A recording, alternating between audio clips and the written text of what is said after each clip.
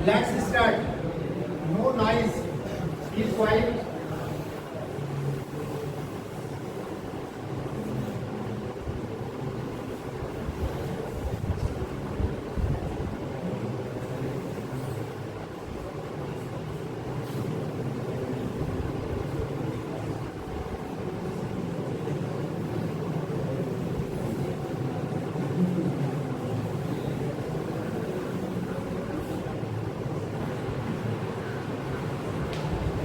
पहले देखो प्रेजेंट, फिर पास्ट, देन फ्यूचर।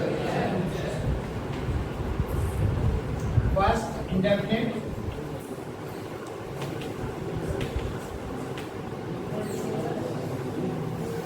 उसके बाद कॉन्टिन्यूअस, आफ्टर दैट परफेक्ट, उसके बाद परफेक्ट कॉन्टिन्यूअस।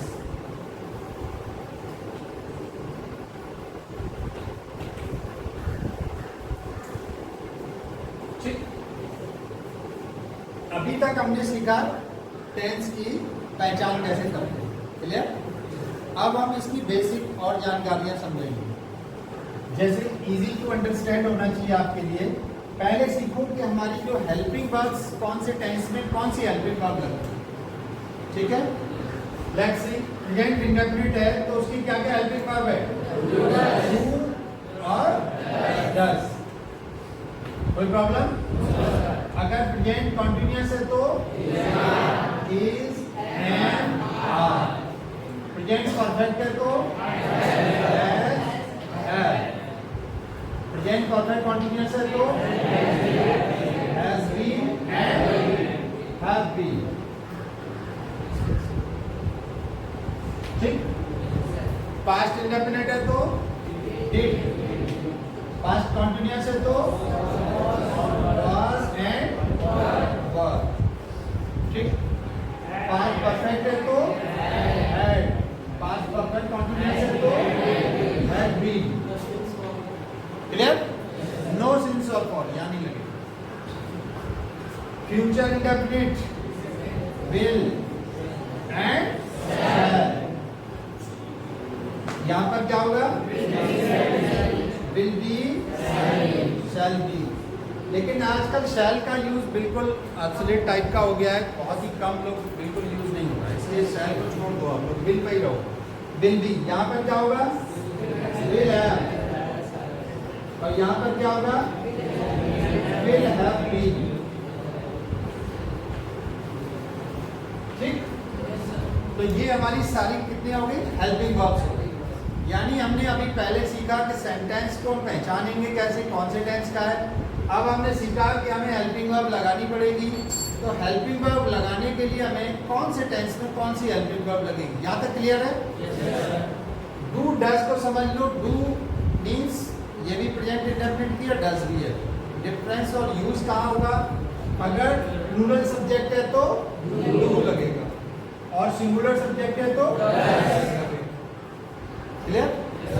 ऐसे इसमें अगर सब्जेक्ट सिंगुलर है तो इज, और अगर सब्जेक्ट आई है तो एम, और अगर सब्जेक्ट प्लूरल है तो आर। यहाँ पे भी अगर सब्जेक्ट सिंगुलर है तो हैज, और प्लूरल है तो हैव। सेम हियर, सिंगुलर के लिए हैज बीन, प्लूरल के लिए हैव। अगर सिंगुलर प्लूरल दोनों के लिए यहाँ पास्ट इंडेफिनिट में क्या यूज होगा? डिड। इसमें देखो सिंगुलर नंबर है तो वाज, प्लूरल है तो वर। यहाँ पे चाहे सिंगुलर है या प्लूरल है, हेड और हेड भी नहीं लगे। क्लियर? और ऐसे ही यहाँ पे विल तो सबके साथ लगने ही लगे। कोई प्रॉब्लम? चलो, अब एक और चीज सीख लो, कौन से टेंस में कौन सी वर्ब की फॉर्म लगती है, ये भी सीखने वाली चीज है। वर्ब की फॉर्म, जैसे प्रेजेंट इंडेफिनिट है तो इसमें कौन सी फॉर्म लगेगी? First form of verb, right. इसको हम फर्स्ट फॉर्म को V1 से बोल सकते हैं, राइट। V1 मतलब फर्स्ट फॉर्म ऑफ शॉर्ट में, क्लियर। और अगर ये कंटिन्यूअस है तो V1 यानी की फर्स्ट फॉर्म प्लस आईएनजी इसमें लगेगा। अगर ये प्रेजेंट परफेक्ट है तो थर्ड फॉर्म ऑफ वर्ब, यानी हम इसको V3 बोल सकते हैं, राइट।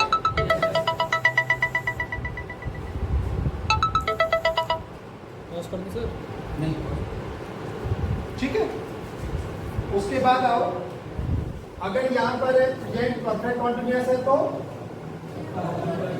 वर्ब की फर्स्ट फॉर्म यानी first form of verb V1 plus ING, clear. Since या फॉर, वेरी गुड। अब एक ये नई चीज आ गई, क्योंकि इसमें टाइम दिया होता है, परफेक्ट कॉन्टिन्यूअस में क्या दिया होता है, टाइम दिया होता है, तो इसमें सिंस भी लगाना पड़ेगा या फॉर लगाना। अब सीखने वाली बात ये भी है कि सिंस कहाँ लगाएंगे और फॉर कहाँ लगाएंगे। वेरी सिंपल, अगर कोई काम कोई भी समय क्या है, पॉइंट ऑफ टाइम है, क्या है, पॉइंट ऑफ टाइम, समझने वाली बात है। एग्जैक्ट तुम्हें पता है किस समय से कोई भी काम शुरू हुआ, पॉइंट ऑफ टाइम के लिए सिंस, और अगर कोई पीरियड है, टाइम का क्या है, पीरियड है, ड्यूरेशन है, तो उसके लिए फॉर। एग्जाम्पल देखो, वह 2 बजे से अपना पाठ याद कर रहा है, बोलो 2 बजना पॉइंट ऑफ टाइम है, 2 बजना क्या है, पॉइंट ऑफ टाइम है, इसलिए क्या लगेगा, पॉइंट ऑफ टाइम। अगर हम कहें तो वह 2 घंटे से अपना पाठ याद कर रहा है, 2 घंटे से यानी 2 आवर्स ड्यूरेशन हो गया, समयावधि हो गई, तो इसके लिए क्या लगाएंगे हम, यानी पीरियड ऑफ टाइम हो गया, इसलिए फॉर। क्लियर, कोई डाउट? चलो अब आओ पास्ट इंडेफिनिट में। पास्ट इंडेफिनिट में वर्ब की कौन सी फॉर्म लगती है, second form of verb, V2। क्या लगेगा, V2, second form of verb, verb की सेकंड फॉर्म लगेगी। और इसमें क्या होगा, अगर डिड लगाए, अगर डिड लगाए मान लो सेंटेंस में, तो फिर क्या लगेगी, V1 लगेगी, यानी इंटरोगेटिव और नेगेटिव में हम डिड लगाते हैं, हेल्पिंग वर्ब का यूज करते हैं, तो उसके साथ कौन सी फॉर्म लगेगी, क्योंकि ये बात समझ लो आप कि did plus V1 is equal to V2। ये मैथ्स की तरह है, यानी अगर किसी वर्ब की फर्स्ट फॉर्म में V1 में डिड ऐड करना है हमको, क्या ऐड करना है, डिड, तो उसका मतलब वो हमें क्या बनानी पड़ेगी, सेकंड फॉर्म ऑफ। इसीलिए नेगेटिव और इंटरोगेटिव में हम क्या करेंगे, वर्ब की फर्स्ट फॉर्म लगाएंगे, और हमारा जो सिंपल यानी पॉजिटिव सेंटेंस अगर होगा तो हमें वर्ब की कौन सी फॉर्म लगानी है, सेकंड। क्लियर, समझो बेटा इसको, थोड़ा छोटी चीजें जरूर है, ये सीखना बहुत जरूरी है, यही मिस्टेक्स करते हो तुम। जब तुम्हारे में आता है ना fill in the blanks, verb की फॉर्म फिल करिए, 99% बच्चे गलत करते हैं, डिड लगा होता है फिर भी सेकंड फॉर्म लगा देते हैं। He did not completed his work. Completed, did भी लगा रहे हैं, completed भी लगा रहे हैं, wrong sentence. He did not complete his work. First form लगेगी, यानी जहाँ did लगा है वहां कौन सी फॉर्म लगेगी, फर्स्ट फॉर्म। अगर did नहीं लगा है तो कौन सी फॉर्म लगेगी, पास्ट इंडेफिनिट। समझते कि नहीं? चलो नेक्स्ट, अब आता है पास्ट कॉन्टिन्यूअस। इसमें क्या लगेगा, V1 यानी वर्ब की first form plus ING. Clear?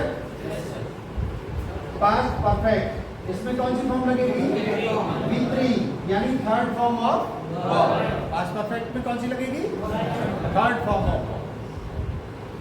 इसमें क्या होगा, पास्ट परफेक्ट कॉन्टिन्यूअस में first form plus ING, V1 plus ING, और इसमें भी क्या होगा, सिंस या फॉर, क्योंकि टाइम इसमें भी दिया होगा। ये बात तो पहले बता दिया। चलिए नेक्स्ट पर आओ, फ्यूचर इंडेफिनिट। फ्यूचर इंडेफिनिट में वर्ब का कौन सा फॉर्म यूज होता है? First form of verb. Verb की कौन सी फॉर्म लगेगी? First form. चलिए फ्यूचर कंटीन्यूअस में V1 प्लस ing, क्लियर? और फ्यूचर परफेक्ट में V3 यानी वर्ब की थर्ड फॉर्म, और यहाँ पर V1 यानी वर्ब की first form plus ing। Future perfect continuous में वर्ब की फर्स्ट फॉर्म प्लस ing और सिंस या फॉर, ये टाइम के लिए यूज होगा। क्लियर? कोई प्रॉब्लम? कोई डाउट? सिंपल है? एक बार रिवाइज कर लो। प्रेजेंट इंडेफिनिट की हेल्पिंग वर्ब, प्रेजेंट कंटीन्यूअस की helping verb is am are, present perfect की helping verb, present perfect continuous की, पास्ट इंडेफिनिट का हेल्पिंग वर्ब, पास्ट कंटीन्यूअस का, पास्ट परफेक्ट का, पास्ट परफेक्ट कंटीन्यूअस का, फ्यूचर इंडेफिनिट का will लगा दो, बहुत है। फ्यूचर कंटीन्यूअस का फ्यूचर परफेक्ट का perfect continuous, future perfect continuous का क्लियर? यहां तक कोई डाउट?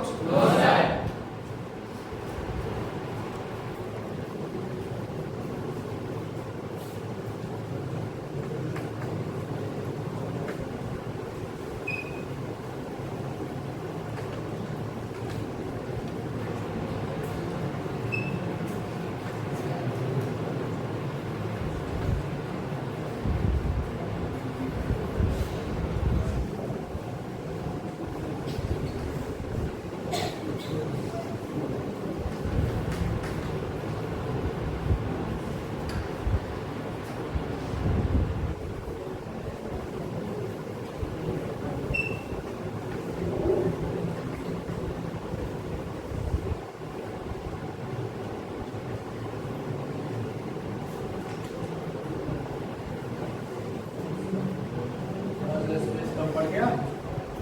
चलो हम उसी में सीखा था।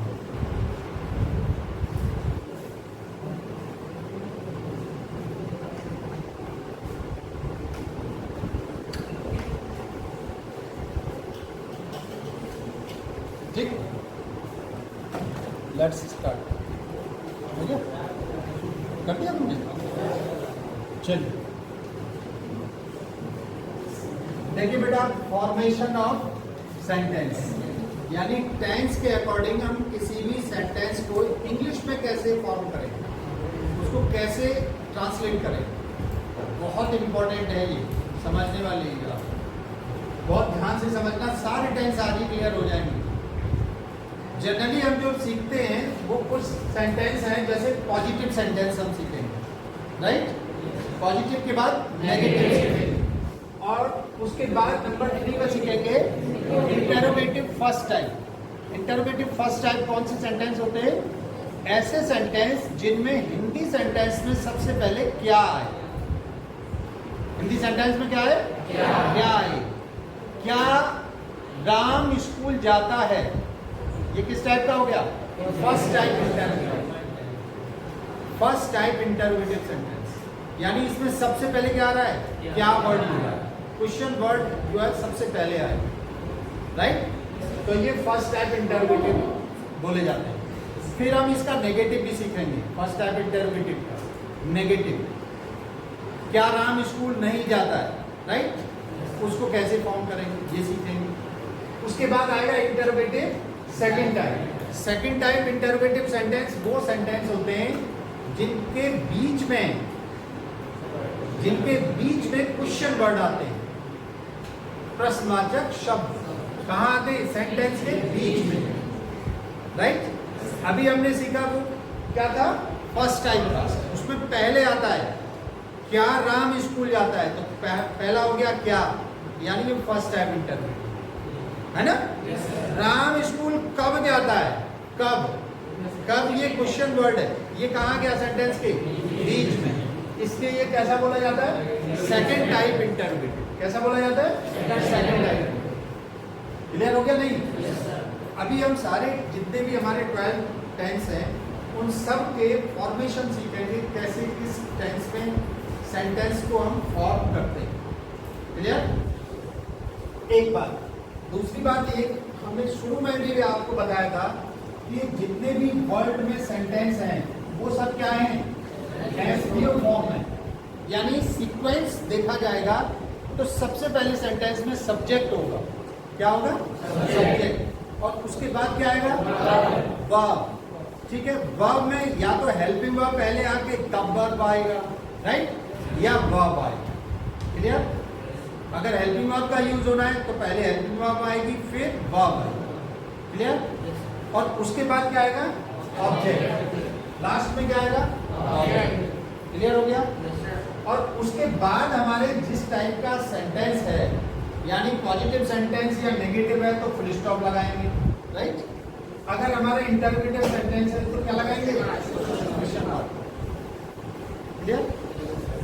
ये बेसिक चीजें हैं, छोटी छोटी बातें, समझने के लिए छोटी है, देखने सुनने समझने में इजी लग रही है, लेकिन जब आदमी भूल जाता है या नहीं कर पाता है, लिखने में मिस्टेक करता है, सेंटेंस इंटरोगेटिव है, क्वेश्चन मार्क नहीं लगा रहा है। देखो इंग्लिश मैथमेटिक्स से कम नहीं है। यहां अगर जरा सी तुमने मिस्टेक किया पूरा सेंटेंस रॉन्ग है। क्या राधा स्कूल जाती है सेंटेंस है, उसमें पीछे क्वेश्चन मार्क अगर नहीं लगा है तो तुम्हारा सेंटेंस रॉन्ग है। क्लियर हो रहा कि नहीं? तो ये जितने भी चीजें हैं इनको समझने के लिए आइए सीखते हैं। प्रेजेंट इंडेफिनिट को देखते हैं। हम एक एक कर लेंगे, देखिए वन बाय वन। पहले हम लेंगे फर्स्ट पॉजिटिव सेंटेंस। कौन सा लेंगे?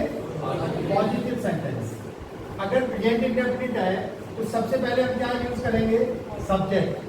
S means subject. S stands for subject. समझ लो इस चीज को, शॉर्ट फॉर्म में लिखूंगा मैं, इतना स्पेस नहीं है कि सब कुछ लिखूंगा। उसके बाद प्लस लगाते जाएंगे, यानी सब्जेक्ट के बाद क्या लगाएंगे? प्लस। यानी इसमें क्या लगेगा? V1। क्लियर? ब्रैकेट में हम S या ES लिख दे रहे हैं क्योंकि अगर सब्जेक्ट सिंगुलर नंबर है तो उसमें S और ES ऐड करते हैं, और अगर सब्जेक्ट सिंगुलर नंबर नहीं है, प्लूरल नंबर में है, बहुवचन है, तो S और ES नहीं ऐड करेंगे। क्लियर होना नहीं होना?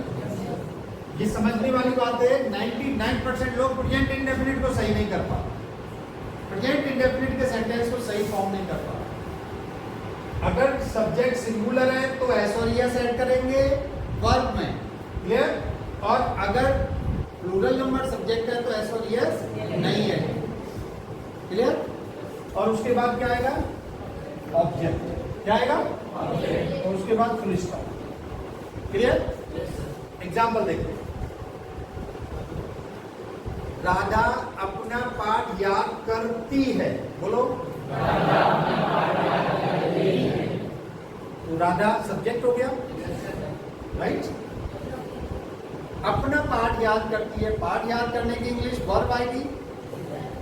कैसा है? सिंगुलर नंबर सब्जेक्ट है तो इसमें हमें क्या लगाना पड़ेगा? एस या ES। तो लर्न मीन्स याद करना, तो राधा लर्न्स।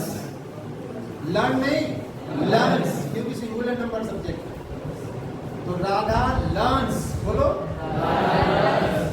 हर लेसन। अपना पाठ। राधा के अकॉर्डिंग हमने क्या लगाया? हर लेसन। फेमिनिन जेंडर है, राइट। शी है इसलिए उसका हर लेसन पॉजेसिव केस, राइट। तो राधा लर्न्स हर लेसन। राधा अपना पाठ याद करती है।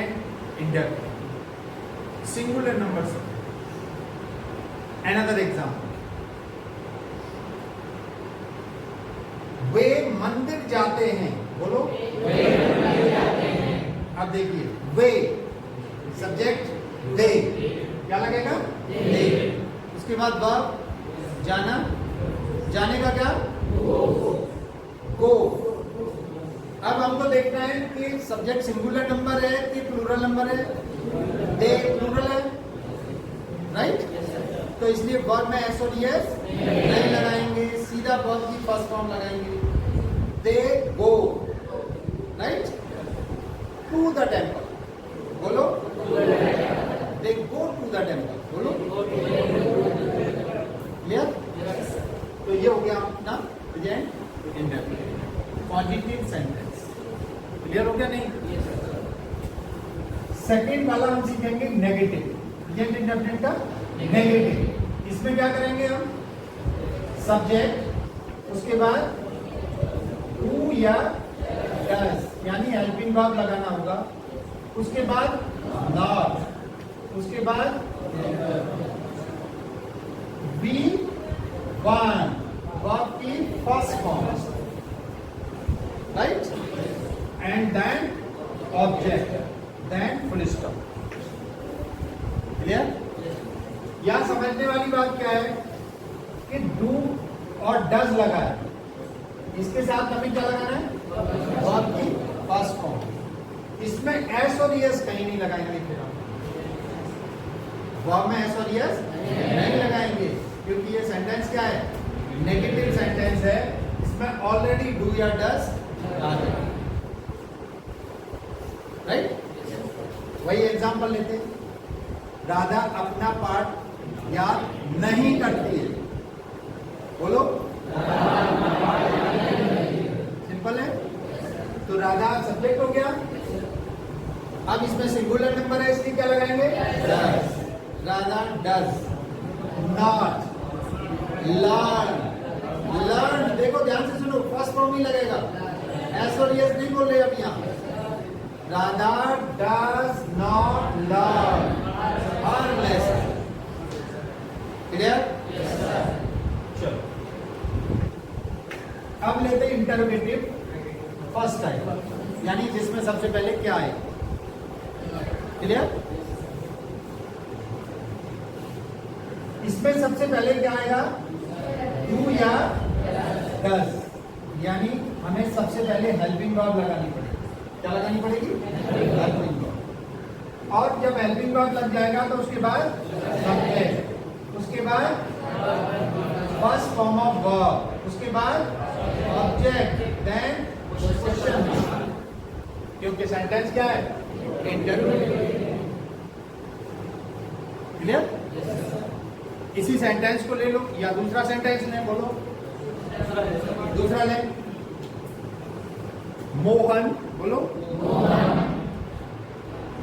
अपनी किताब नहीं लाता है, राइट? ये तो क्या नेगेटिव। अब तुम्हें इंटरोगेटिव, क्या मोहन बाजार जाता है? इसको देखते हैं, क्या मोहन, तो सबसे पहले क्या आ गया? करो डज, सिंगुलर है तो इसके डज। डज मोहन सब्जेक्ट लग गया। गो टू द मार्केट, बाजार जाता है, क्या मोहन बाजार जाता है? डज मोहन, बोलो go to the market. Clear? अगर मान लो प्लूरल है सब्जेक्ट, क्या वे, बोलो क्या वे स्कूल जाते हैं, तो इसमें क्या होगा? डू। दे सब्जेक्ट हो गया, go to the school. Clear? Question mark. अब मान लो हमें सीखना है इसका इंटरोगेटिव नेगेटिव। क्या सीखना है? इंटरोगेटिव नेगेटिव, यानी 3A। इसमें क्या हो गया? सबसे पहले क्या आएगा? डू या डज, वही हेल्पिंग वर्ब आएगा। क्लियर? उसके बाद क्या आएगा? सब्जेक्ट प्लस नॉट, सब्जेक्ट के जस्ट बाद क्या आएगा? नॉट। Very good. उसके बाद फर्स्ट फॉर्म ऑफ वर्ब, उसके बाद ऑब्जेक्ट, देन क्लियर? एग्जाम्पल देखो, क्या सुनीता गीत नहीं गाती है? इंटरोगेटिव फर्स्ट टाइप भी है और नेगेटिव भी है। तो does Sunita not sing a song? क्या सुनीता गीत नहीं गाती? Does Sunita not sing a song? Clear? Yes sir. अब आओ fourth point, interpretive second type. ये वाला यानी सेकंड टाइप इंटरप्रेटिव सेंटेंस, वो सेंटेंस जिनके बीच में क्वेश्चन वर्ड है। ठीक है? ऐसे सेंटेंस के लिए हम लोग क्या करते हैं, सबसे पहले हमें वही जो क्वेश्चन वर्ड आया है बीच में वही लिखना होगा। राइट? सबसे पहले आएगा क्या? क्वेश्चन, फिर यही सीक्वेंस आएगा ऊपर वाला। क्वेश्चन वर्ड के बाद हेल्पिंग वर्ब डू या डज, वेरी गुड। उसके बाद सब्जेक्ट, उसके बाद फर्स्ट फॉर्म ऑफ वर्ब, उसके बाद object, then question mark. For example, Mohan कहाँ रहता है? बोलो। इसमें जो क्वेश्चन वर्ड है बीच में, सेकेंड टाइप इंटरप्रेट, तो कहाँ की इंग्लिश सबसे पहले आएगी? वेयर। उसके बाद क्या लगाना है? हेल्पिंग वर्ब डू या डज। सिंगुलर है तो डज, प्लूरल है तो डू। मोहन तो एक ही है, सिंगुलर है तो where does live. Clear? Question where does Mohan live? Mohan कहाँ रहता है? क्लियर हो गया? नहीं हो गया? चलिए अभी नेक्स्ट इसका फोर्थ ए पार्ट देख लो, यानी इंटरोगेटिव नेगेटिव वाला सेकेंड टाइम। क्लियर? इसमें क्या होगा? पहले क्वेश्चन वर्ड, ठीक, देन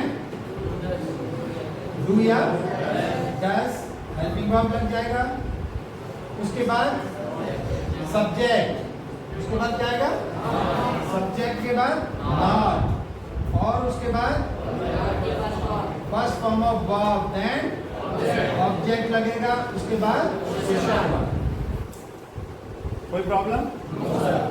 देखो यहां सीखने वाली बात यही है कि इंटरोगेटिव सेंटेंस में नॉट सब्जेक्ट के बाद लगता है। अगर इंटरोगेटिव सेंटेंस है और नेगेटिव है तो यहां कहां लगेगा? सब्जेक्ट के बाद नॉट लगेगा। और सिंपल नेगेटिव में कहां लगता है? हेल्पिंग वर्ब के बाद। दोनों में यही डिफरेंस है, इसीलिए इसको बता रहे हैं। इंटरोगेटिव नेगेटिव में कहां लगेगा नॉट? सब्जेक्ट के बाद। क्लियर? एग्जाम्पल देखते हैं। वे, बोलो, अपने घर क्यों नहीं जाते हैं? वे अपने घर क्यों नहीं जाते? इंटरोगेटिव सेकंड टाइप है और नेगेटिव भी है। क्लियर? चलिए वे, वाई, क्यों का मतलब वाई, क्वेश्चन वर्ड आ गया। उसके बाद वे है, वे के अकॉर्डिंग डू लगेगा क्योंकि प्लूरल नंबर है। वाई डू, उसके बाद सब्जेक्ट दे, फिर not, why do they not go to their home. Clear? वे अपने घर क्यों नहीं जाते? प्रेजेंट इंडेफिनिट कंप्लीट हो गया। कोई doubt? Come to the next tense, past. Past indefinite को देखते हैं या पहले ऐसे कर लें? तीनों पहले प्रेजेंट का नेक्स्ट देखते हैं। Present continuous. प्रेजेंट कॉन्टिन्यूअस में हम सबसे पहले लेंगे पॉजिटिव सेंटेंस। सबसे पहले क्या आएगा?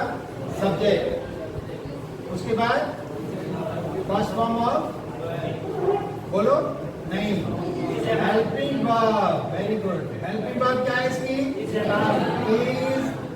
या एम या आर। ये आप पहले लिख चुके हैं। क्लियर? उसके बाद उसके बाद बताओ वर्ब की first form, very good. After that ING form, right. उसके बाद object, then full stop, future sorry present continuous. पहले सब्जेक्ट, फिर इज़ेमार में से कोई भी एक हेल्पिंग वर्ब, राइट। वो तो हम बता चुके हैं। किसका लगेगा सिंगुलर के लिए, एम का लगेगा आई के लिए, आर का लगेगा, क्लियर। एग्जाम्पल देखो, मधु गीत गा रही है। मधु क्या हो गया, सब्जेक्ट हो गया। हेल्पिंग वर्ब इज लगेगा क्योंकि सिंगुलर है। मधु इज सिंगिंग का, क्लियर। नेगेटिव देखो, सब्जेक्ट, सब्जेक्ट के बाद हेल्पिंग वर्ब इज या एम या आर, इनमें से कोई एक। उसके बाद नॉट, उसके बाद वर्ब का first form, then ING, then object, full stop, clear.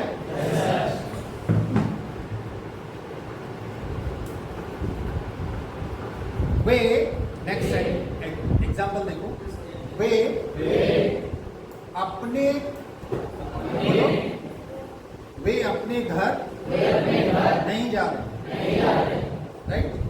तो इसमें सब्जेक्ट क्या है, वे, और हेल्पिंग वर्ब क्या है, क्यों, प्लूरल है। दे क्या है, तो they are not going to there. Easy है, चलो। अब इंटररोगेटिव लेते हैं, प्रेजेंट कंटीन्यूअस का इंटररोगेटिव। कौन सा टाइप का, फर्स्ट टाइप। सबसे पहले क्या आएगा, इज, एम, आर, इनमें से कोई एक हेल्पिंग वर्ब है। उसके बाद क्या आएगा, सब्जेक्ट। उसके बाद V1 plus first form of verb plus ING plus object, then question. Clear. अब एग्जाम्पल हिंदी में तुम लोग बोलो कोई।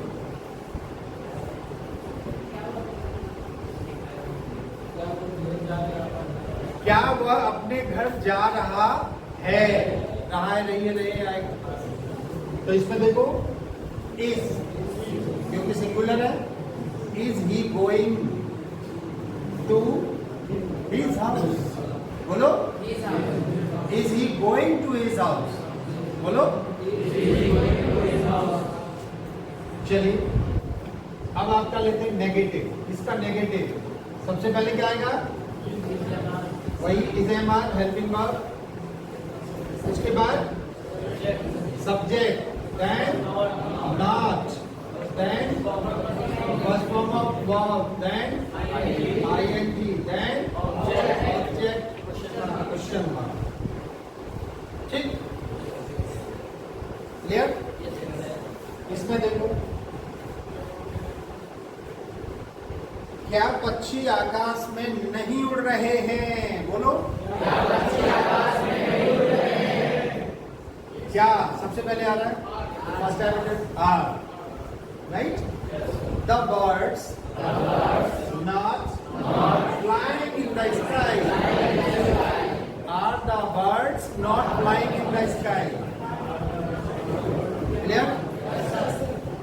अब लो आप सेकंड टाइप इंटरप्रेट, ये वाला। इसमें सबसे पहले क्या आएगा, क्वेश्चन वर्ड। क्वेश्चन वर्ड के बाद इज़ेमार, हेल्पिंग वर्ब आ जाएगा। उसके बाद सब्जेक्ट, उसके बाद no, V1 plus ING plus object plus question. Clear. देखो जितने भी सेंटेंस हैं, तुम ये सीक्वेंस ब्रेक नहीं हो रहा है कहीं पे। सीक्वेंस हमेशा क्या रह रहा है, सब्जेक्ट वर्ब ऑब्जेक्ट वाला ही रहेगा। क्लियर? चलिए इसका एग्जांपल देखते हैं सेकंड टाइप का। वे आजकल कहाँ रह रहे हैं? बोलो। तो कहाँ की इंग्लिश सबसे पहले वेयर। अब helping verb is am are में से दे के अकॉर्डिंग आर, तो where are they living nowadays, आजकल। Where are they living nowadays, वे आजकल कहाँ रह रहे हैं? क्लियर? अगर मान लो इसका नेगेटिव है सेकंड टाइप का, तो question word helping verb is am are में से कोई एक subject plus not plus verb का first form plus ING plus object plus question. ये नेगेटिव में सब्जेक्ट के बाद नॉट इसमें भी लग जाएगा। जैसे यहाँ किया है वैसे ही यहाँ होना है। क्लियर हो रहा है कि नहीं? Yes, sir. अब तो ये रिपीटेशन हो रहा है एक तरह से। Easy to understand. अब इसका एग्जाम्पल देखिए।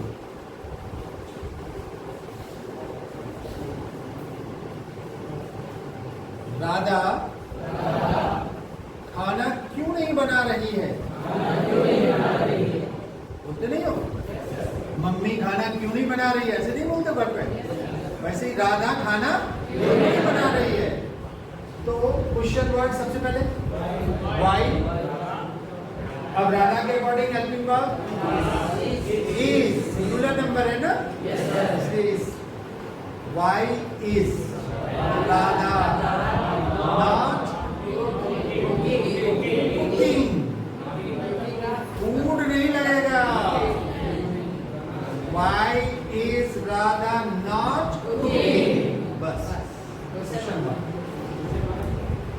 फूड नहीं, कुक का मतलब ही खाना बनाना होता है भाई। कुक के साथ फूड भी लगाते हैं बहुत सारे। जैसे कजिन का मतलब क्या होता है? भाई बहन, चचेरा भाई बहन, और उसके साथ भी ब्रदर सिस्टर जोड़ते हैं। मेरा कल चचेरा भाई कजिन सिस्टर आई थी, कजिन ब्रदर आया था। अरे भाई कजिन का मतलब ही चचेरा भाई बहन है, तो उसमें ब्रदर सिस्टर लगाने की कोई जरूरत नहीं है। इंग्लिश को थोड़ा इंग्लिश की तरह ही बोलो तो अच्छा है। जी क्लियर? ये आपका हो गया कॉन्टिन्यूअस टेंस। क्लियर? लेट्स